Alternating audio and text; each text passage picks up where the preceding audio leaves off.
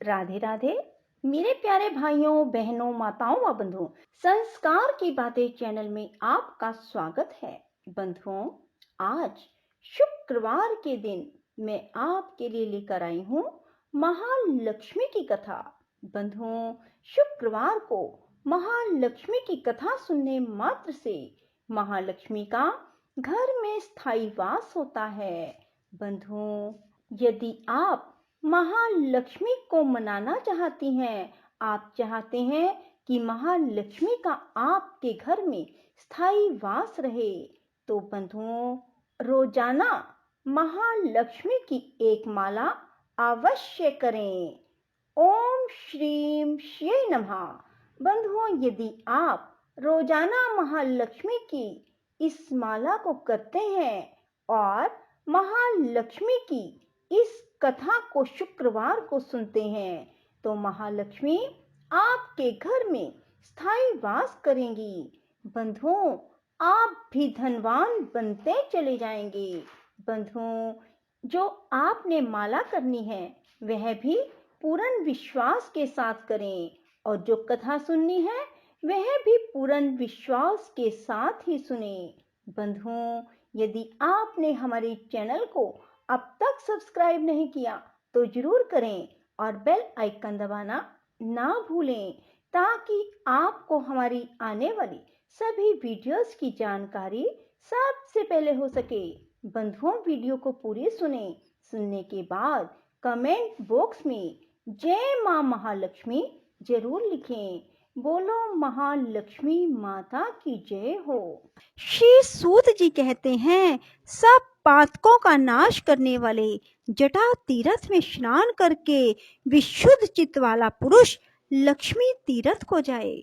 जो जो कामना मन में रखकर मनुष्य लक्ष्मी तीर्थ में स्नान करता है वह सब प्राप्त कर लेता है। लक्ष्मी तीर्थ बड़ा भारी दरिद्रता की शांति करने वाला, महान धन धान्य की समृद्धि देने वाला, बड़े बड़े दुखों का नाश करने वाला, महान वैभव को बढ़ाने वाला है। वह स्वर्ग और मोक्ष देने वाला, महान ऋण से छुटकारा दिलाने वाला, श्रेष्ठ पुत्र प्रदान करने वाला है। ब्राह्मणों, इस प्रकार यह लक्ष्मी तीर्थ का महात्म बतलाया गया है। इस तीर्थ में स्नान करने के बाद अग्नि तीर्थ को जाए, वह महापुण्य में और महापातकों का विनाशक है।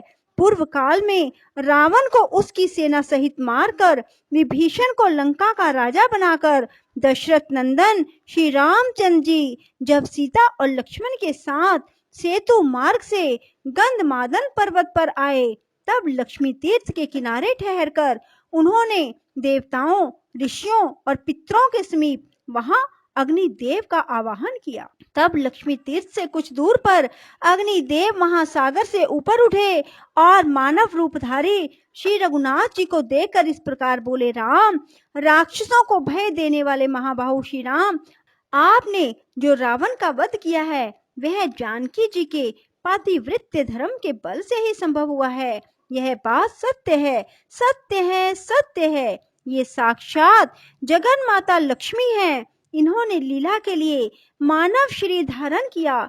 जब आप देव शरीर में स्थित होते हैं तब ये भी दिव्य देह से आपकी सेवा करती हैं। आपने मानव शरीर धारण किया है, इसलिए ये भी मानव कन्या के रूप में प्रकट हुई हैं। आप भगवान विष्णु के शरीर के अनुरूप ही ये भी शरीर धारण कर लेती हैं। जगत स्वामिन देवादिदेव जनार्दन, आप जब जब अवतार धारण करते हैं तब तब ये आपकी सहायिका होती हैं। जब आप भृगुनंदन परशुराम के रूप में अवतीर्ण हुए थे तब ये धरनी नाम से प्रकट हुई थी। इस समय आपके साथ ये जनक नंदिनी सीता के रूप में प्रकट हुई हैं, और भविष्य में जब आप श्री कृष्ण अवतार लेंगे तब ये रुक्मिणी होंगी। इसी प्रकार अन्य अन्य अवतारों में भी ये आपकी सहायिका होती हैं। अतः रघुनंदन, आप मेरे कहने से इन्हें आदर पूर्वक ग्रहण करें। अग्नि का यह वचन सुनकर देवताओं और महर्षियों ने दशरथ नंदन श्री राम और जनक नंदिनी सीता की बार बार प्रशंसा की। श्री रामचंद्र जी ने अग्नि के साक्षी देने से परम निर्मल सती साध्वी सीता को ग्रहण किया। जिस स्थान पर अग्निदेव प्रकट हुए उसी को अग्नि तीर्थ समझो। अग्नि के प्रकट होने से ही उसका नाम अग्नि तीर्थ हुआ। उस मोक्षदायक तीर्थ में भक्ति पूर्वक स्नान करके मनुष्य उपवास पूर्वक वेद वेता ब्राह्मणों को भोजन कराए, उन्हें वस्त्र और धन दे। ऐसा करने से वह सब पापों से मुक्त हो भगवान विष्णु का सायुज्य प्राप्त कर लेता है। पूर्व काल की बात है, पाटलिपुत्र में पशुमान नामक एक वैश्य रहते थे। वे सदा धर्म में तत्पर और ब्राह्मणों की सेवा में संलग्न रहा करते थे। सदा कृषि और गौ रक्षा करते हुए पशुमान बाजार की गलियों में धर्मतः सुवर्ण आदि का विक्रय किया करते थे। उनकी 3 स्त्रियां थी जो सदा पति की सेवा में लगी रहती थी। उन तीनों स्त्रियों से सुपन्य आदि 8 पुत्र उत्पन्न हुए। वे जब 5 वर्ष के हो गए तब उन्हें कर्तव्य की शिक्षा दी जाने लगी। वे धीरे धीरे खेती, गोरक्षा और व्यापार का काम भली भांति सीख गए। सुपन्य आदि 7 पुत्र पिता की बात सुनते और पशुमान जो कहते उस कार्य को तत्काल पूरा करते। उन्होंने सोने के कारोबार में भी अत्यंत कुशलता प्राप्त कर ली। किंतु वैश्य का 8वां पुत्र दुष्पन्य बचपन से ही खोटे मार्ग पर चलने लगा। वह पिता की बात नहीं सुनता था। दुष्पन्य बाल्यकाल से ही बालकों को सताया करता था। पशुमान ने उसे दुष्कर्म परायण देखकर भी यह नादान है ऐसा कहकर उसकी उपेक्षा कर दी। तदंतर वैश्य के 8 पुत्र युवा अवस्था को प्राप्त हुए। 8वां पुत्र दुष्पन्य नगर के बालकों को दोनों हाथों में पकड़ लेता और कुआं, नदी या तालाब में फेंक देता। उसके इस दुष्ट चरित्र को कोई नहीं जानता था। जल में उनका शव देखकर लोग उनका संस्कार करते थे। तब पूर्ववासियों ने आकर राजा से यह वृतांत निवेदन किया।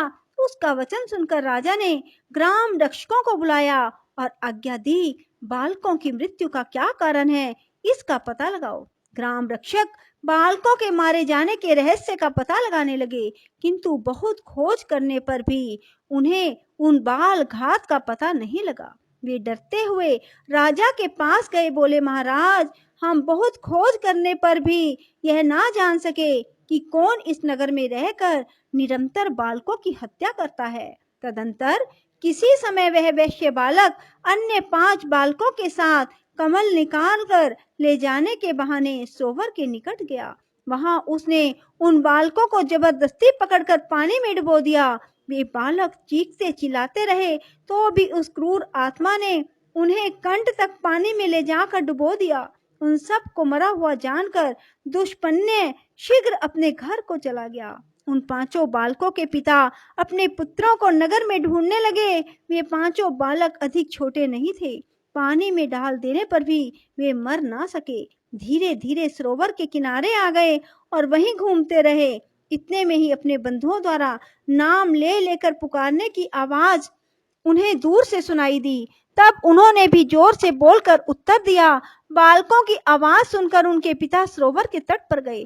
वहां उन्हें जीवित देखकर उन सबको बड़ा हर्ष हुआ। फिर पिता ने पूछा, तुम्हारी दशा क्यों हुई? तब बालकों ने दुष्पन्य के उस दुष्कर्म का वृतांत अपने बंधुओं को कह सुनाया।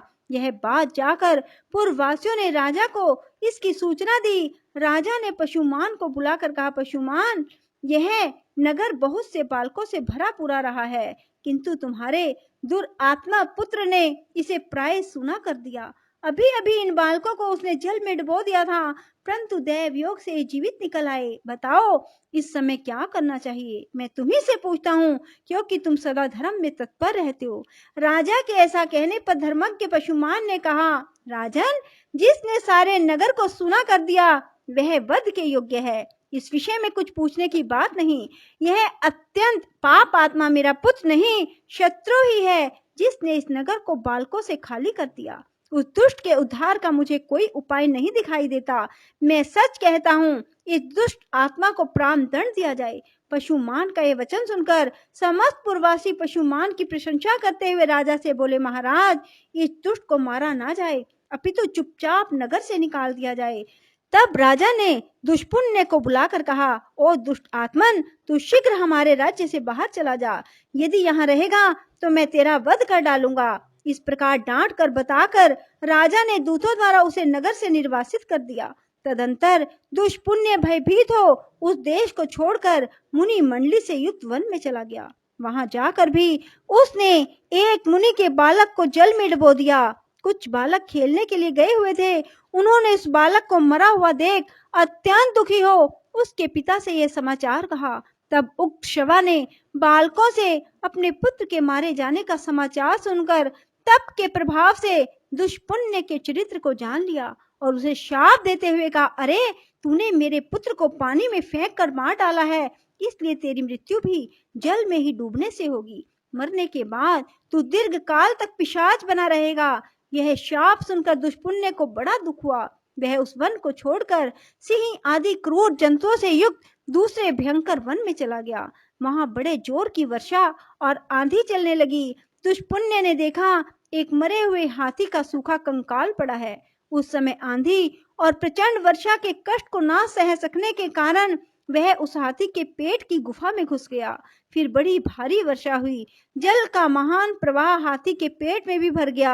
हाथी का शव उस महाप्रवाह में बहते बहते समुद्र में चला गया।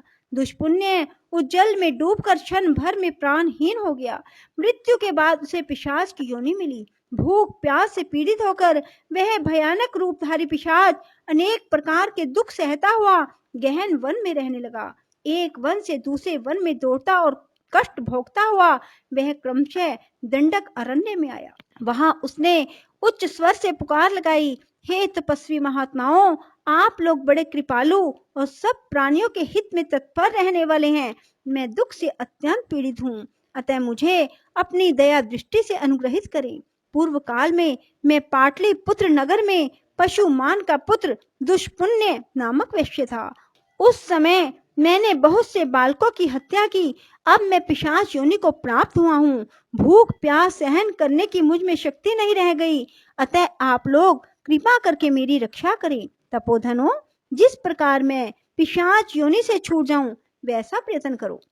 पिशाच का यह वचन सुनकर तपस्वी मुनियों ने महर्षि अगस्त्य जी से कहा, भगवान, इस पिशाच के उद्धार का कोई उपाय बताओ। तब अगस्त्य जी ने अपने प्रिय शिष्य सुतीक्ष्ण को बुलाकर कहा, वत्स सुतीक्ष्ण, तुम शीघ्र गंधमादन पर्वत पर चले जाओ। वहां सब पापों का नाश करने वाला महान अग्नि तीर्थ है। महामते, उस पिशाच के उद्धार के उद्देश्य से तुम उस तीर्थ में स्नान करो। अगस्त्य जी के ऐसा कहने पर सुतीक्ष्ण जी गंधमादन पर्वत पर चले गए और अग्नि तीर्थ में जाकर पिशाच के लिए स्नान का संकल्प करके वहां उन्होंने 3 दिन तक नियम पूर्वक स्नान किया।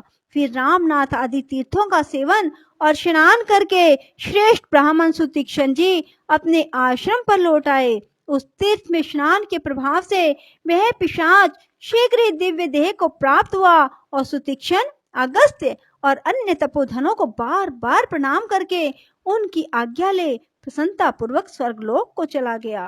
बोलो लक्ष्मी माता की जय हो। राधे राधे। जय श्री कृष्णा। बंधुओं, यदि आपको हमारी वीडियो पसंद आए तो इसे लाइक करें और शेयर भी जरूर करें। धन्यवाद।